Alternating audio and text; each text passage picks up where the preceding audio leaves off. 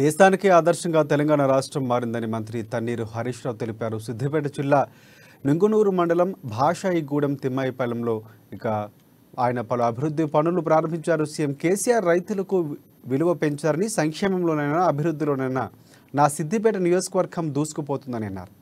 తిమ్మాయిపల్లి ఆదర్శ గ్రామంగా రాష్ట్ర స్థాయిలోనే పేరొందిందని, గ్రామాన్ని పరిశుభ్రంగా నిలిపిన ఘనత గ్రామ ప్రజలదేనని అభినందించారు ఆయన.